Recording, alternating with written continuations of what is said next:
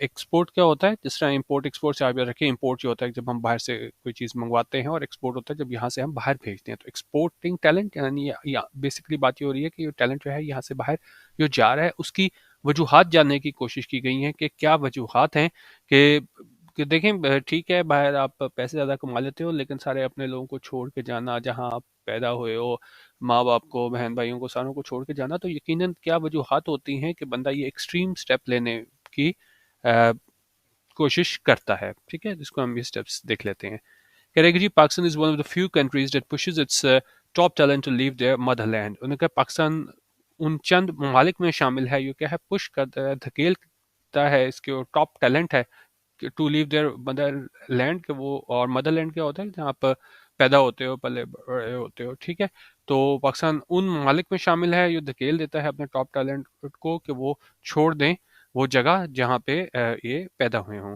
This has been happening since independence, but the year 2022 has witnessed the highest number in the country's 75-year history.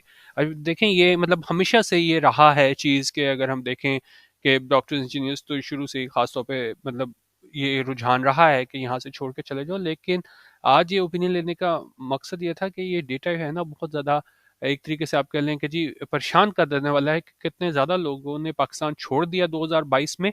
ठीक है, और कितने लोग, ये भी सर्वे कराया गया कितने लोग छोड़ना चाहते हैं। तो उन्होंने कहा ये हो तो ये कब से रहा है, इंडिपेंडेंस से हो रहा है, जब से आज़ादी हमने हासिल की है तब से ऐसा होता आ रहा है। लेकिन जो 2022 का साल था ना, उसने हाईएस्ट नंबर देखे हैं कि जहाँ पे लोग छोड़ के गए हैं पाकिस्तान इसकी 75 साल तारीख में।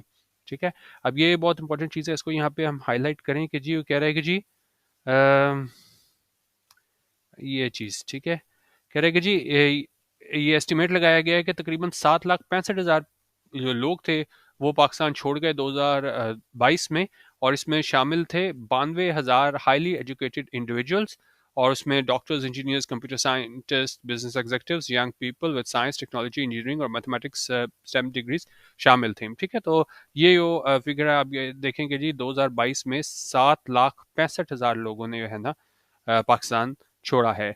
It is expected that more than a million young Pakistanis would fly out in the 2023 कि तो मतलब यही हमें काफ़ी ज़्यादा लग रहा है 7,65,000, लेकिन अब ये तखमीना लगाया गया ये एक्सपेक्टेड है कि तकरीबन 10 लाख से ज़्यादा लोग जो हैं पाकिस्तानी वो फ्लाई आउट कर जाएंगे टू ट्रैवल, फ्लाई आउट होता है to travel by airplane to a destination. ठीक है, तो मतलब मुल्क छोड़ देंगे कब, 2023 में। और इसके अलावा एक हालिया सर्वे हुआ है, उसमें क्या बताया गया है, recent survey by the Pakistan Institute of Development Economics shows that close to 40% of Pakistanis wish to leave the country। ठीक है, अब ये तखमीना ये लगाया गया कि तकरीबन 10 लाख लोग यहाँ से छोड़ देंगे।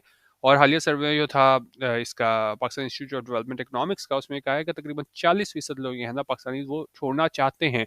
अब वो कई मजबूरियाँ हो जाती हैं, वजूहत हो जाती हैं जिसकी वजह से नहीं छोड़ पाते, लेकिन सिर्फ ये आपको आइडिया देने के लिए ये सर्वे बता रहा है कि कितने लोग यहाँ से छोड़ना चाहते हैं। इवेंचुअली तो ज़ाहिर है कई मजबूरियाँ आड़े आ जाती हैं, हर कोई तो नहीं छोड़ के जाएगा इन 40% में से, लेकिन ख्वाहिश इजहार किया लोगों ने कितने लोग छोड़ना चाहते हैं। अच्छा, one argument we often hear by those at the helm is that these people will send back remittances that will help Pakistan earn more foreign exchange।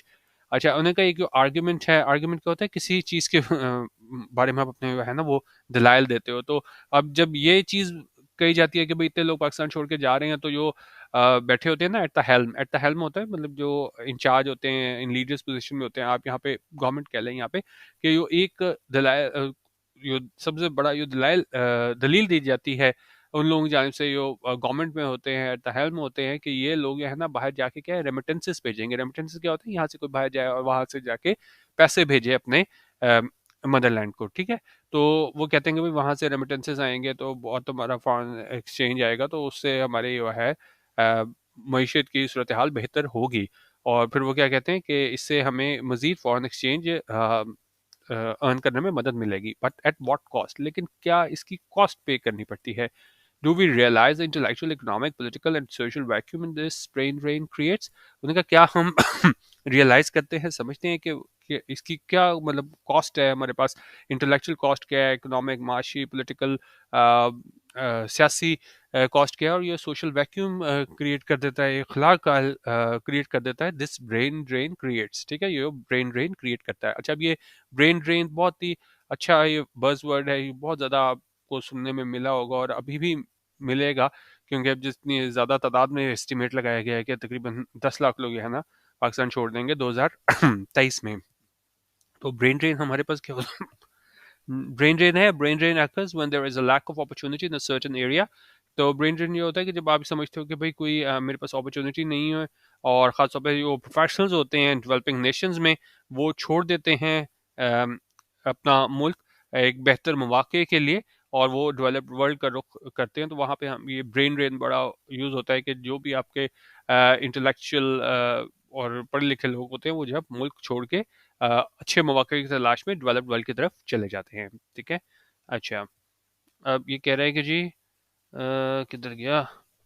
अच्छा, अब आगे कह रहे हैं कि जी young Pakistanis graduating from top-tier engineering universities, medical colleges, and business schools are poised to leave the country in droves. The very people who have the potential to build the country's economy and society. उन्होंने कहा जो young Pakistanis हैं, जो graduate कर रहे हैं top की engineering university से, मेडिकल कॉलेज से, बिजनेस स्कूल से, आर पॉइज टू होता है कि वो बिल्कुल तैयार हो कुछ करने के लिए। ठीक है, ready to move, prepared and waiting for something to happen.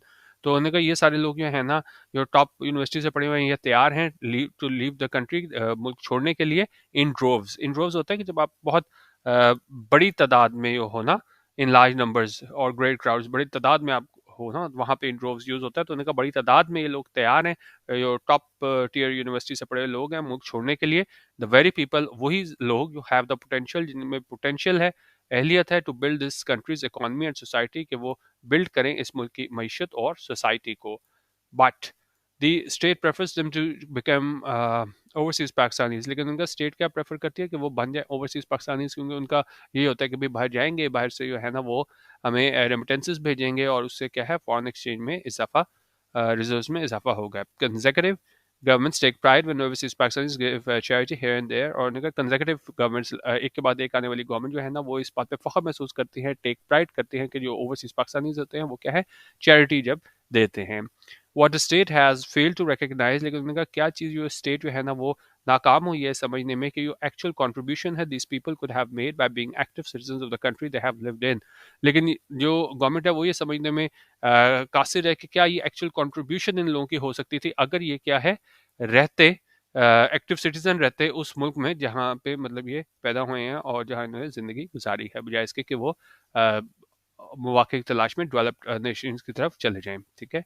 The question we all need to ask ourselves is what makes these brilliant minds leave their aging parents, caring siblings, childhood friends, the streets still played in, the food they loved, the languages they spoke all their lives, the spirituality of the Azan, the festivals they enjoyed, the chai dhabas, the people they care for the most, and above all, the motherland they always wanted to serve। ठीक है, अब ये बहुत important paragraph इस लिहाज से है कि जिसमें मैंने आपको कहा कि ठीक है बाहर आप पैसे ज़्यादा मिल जाते हैं, आपको तनख्वाह ज़्यादा है, लेकिन आपको उसके लिए बहुत ज़्यादा उसकी आपकी कॉस्ट होती है, आपको बहुत कुछ छोड़ना पड़ता है। तो यहीं पे वो फैक्टर्स तलाश किए गए हैं कि क्या वजूहात हैं कि जिनकी वजह से लोग जो है ना इन सारी चीज़ों को छोड़ के चले जाते हैं। एजिंग पेरेंट्स, ठीक है, तो मतलब ज़ाहिर है मतलब एज हो गई होती है पेरेंट्स की, और बहुत दफ़ा लोग जब जा रहे होते हैं तो ये भी सोच रहे होते हैं पता नहीं हमें वापस आना भी होगा कि नहीं, वालिदैन को कंधा भी दे सकेंगे कि नहीं, मतलब आपको बहुत चीज़ें सोचनी पड़ती हैं। तो उसके बाद भी है ना ये लोग चले जाते हैं। आपके एजिंग पेरेंट्स हैं कि बाहर उनको छोड़ के जाना, फिर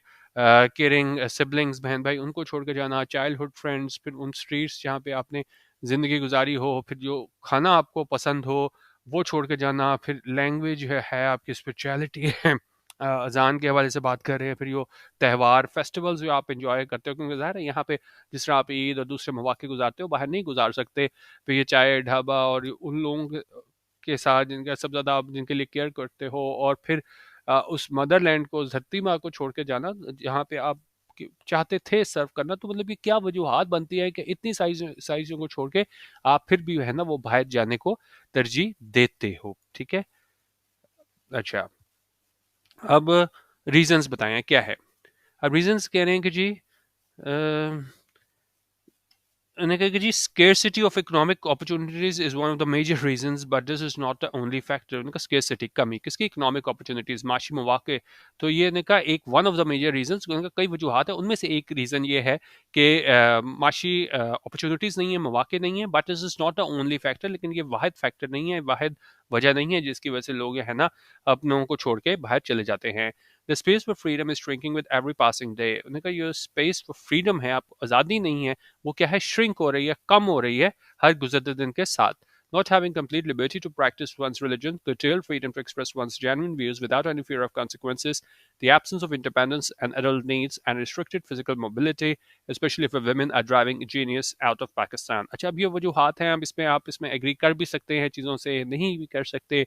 तो एक तो चीज़ उन्होंने कहा है कि जी आपको रिलीजन प्रैक्टिस करने की जो है ना मुकम्मल लिबर्टी नहीं है, आज़ादी नहीं है, फिर आपके पास फ्रीडम नहीं है कि आप अपने व्यूज़ एक्सप्रेस कर सको। आपको ये डर होता है कि भाई हमें जो है इसके कॉन्सिक्वेंसेस फेस ना करने पड़े, इसके नताइज ना फेस करने पड़े, हम मतलब आज़ादी आज़ादी राय नहीं है। फिर उन्होंने कहा जी और वो इंडिपेंडेंस नहीं है, आज़ादी नहीं है, एक एडल्ट को ज़रूरत है। और उस पर उन्होंने कहा कि जी फिजिकल मोबिलिटी नहीं है ख़ासतौर पे ख़वातीन के लिए। तो उन्होंने कहा ये चीज़ें हैं जो ड्राइव कर रही है, ले जा रही है जीनियस आउट ऑफ पाकिस्तान। जो जीनियस लोग हैं पाकिस्तान में, पढ़े लिखे लोग हैं पाकिस्तान में, उनको क्या है पाकिस्तान से बाहर।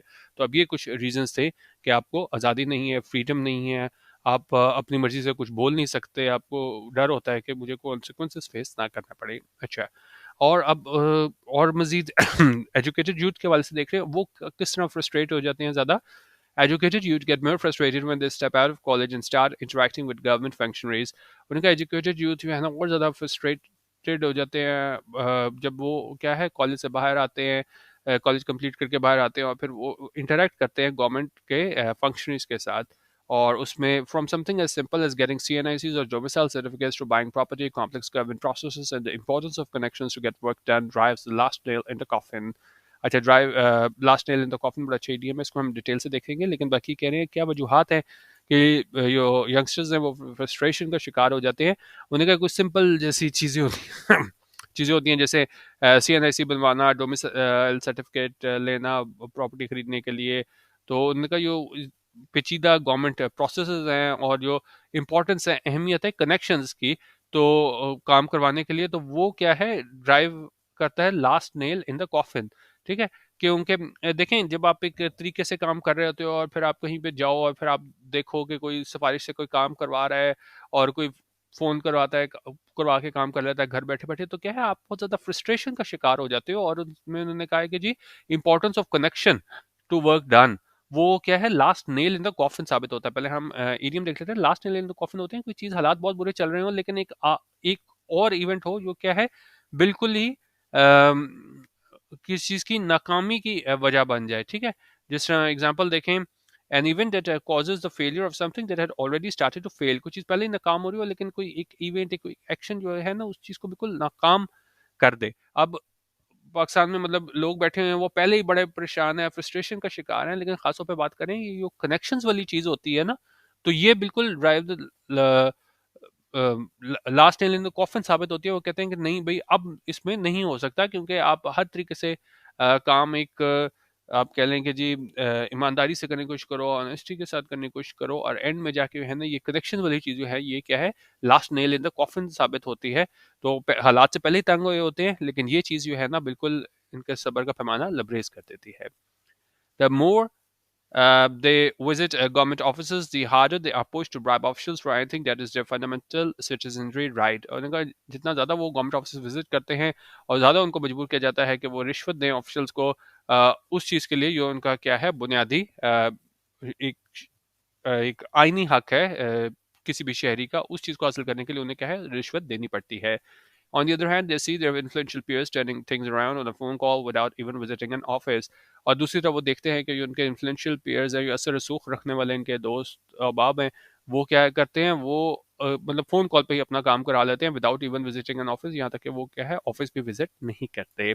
ठीक है, अच्छा, करेंगे जी safety of life and security of property also drive people out of Pakistan. अच्छा, अब ये चीज़ें हो गई कि जब आप ये ब्राइबरी देखते हो, लोग जो है ना कनेक्शन यूज़ करते हैं, वो वाला इशू हो जाता है। और साथ वो कह रहे हैं कि जी सेफ्टी ऑफ लाइफ और सिक्योरिटी ऑफ प्रॉपर्टी, ये भी चीज़ें जो लोगों को धकेल देती हैं पाकिस्तान से बाहर। फॉर इंस्टेंस मिसाल दे रहे हैं, this month young undergraduate student was killed right in front of his academic institution in Karachi। उनका एक undergraduate student जो है ना उसको मार दिया गया उसके एकेडमिक इंस्टीट्यूशन में के सामने कराची में। There have been similar incidents as the crime graph goes up। और इस तरह के हमारे पास कई मुतादिद वाक़यात मौजूद हैं जिस जैसे कि जैसे जैसे क्राइम ग्राफ है वो क्या है, बढ़ रहा है, बढ़ता है.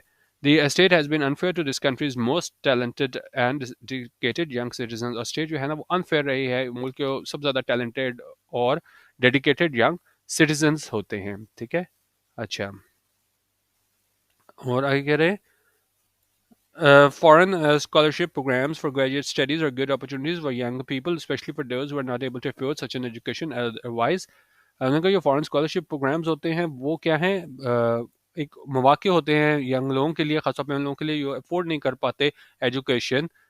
ठीक है, लेकिन क्या है, हावर इन द लॉन्ग रन, लेकिन अगर हम लंबे अरसे की बात करें, चलें थोड़ी देर के लिए तो स्कॉलरशिप मिल गया, चीज़ ठीक हो गया, बाहर चले गए, पढ़ लिया, तो उससे इतना फ़र्क नहीं पड़ता अगर थोड़ी देर के लिए ये लोग स्कॉलरशिप में बाहर चले जाएँ. लेकिन मसला पता है क्या होता है?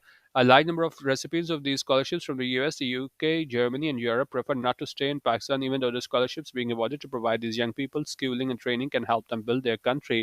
और उन्होंने कहा लेकिन जो कई लोग जो होते हैं ज़्यादातर जिनको रेसिपिएंट होते हैं, जिन्हें मिलते हैं स्कॉलरशिप, ठीक है, of the scholarship, US, UK, Germany, Europe से इनको स्कॉलरशिप मिलते हैं, वो प्रेफर करते हैं, वो तरजीह देते हैं कि वो पाकिस्तान में ना रहें.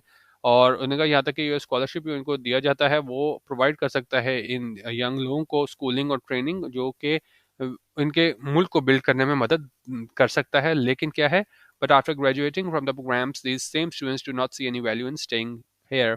लेकिन इन्हीं प्रोग्राम से स्कॉलरशिप पे ग्रेजुएशन करने के बाद वो स्टूडेंट्स नहीं देखते कोई वैल्यू, कोई अहमियत कि जी वो पाकिस्तान में रहें.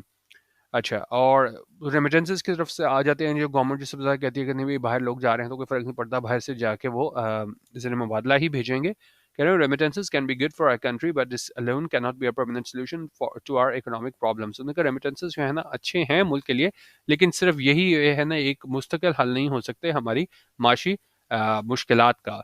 The real hope for Pakistan lies in retaining its trained brains and educated youth. ठीक है, और बहुत इंपॉर्टेंट लाइन ये है कि जी असल होप, असल उम्मीद जो पाकिस्तान के लिए है कि पाकिस्तान रिटेन करे, बरकरार रखे उन ब्रेन्स को जो ट्रेंड हैं, जो पढ़े लिखे लोग हैं, और एंड एजुकेटेड यूथ, उनको क्या है रिटेन करे, बरकरार रखे और पाकिस्तान से बाहर ना जाए. ठीक है. No civilised nation exports its top talent just to attract some forex. ठीक है, और ये उस चीज़ का जवाब है जो गवर्नमेंट फंक्शनरीज कहते हैं कि नहीं भाई ज़र मुबादला ही आएगा. उन्होंने कहा कोई भी सिविलाइज नेशन होती है वो एक्सपोर्ट नहीं करती, वो नहीं भेजती अपने टॉप टैलेंट को सिर्फ फॉरेन एक्सचेंज हासिल करने के लिए.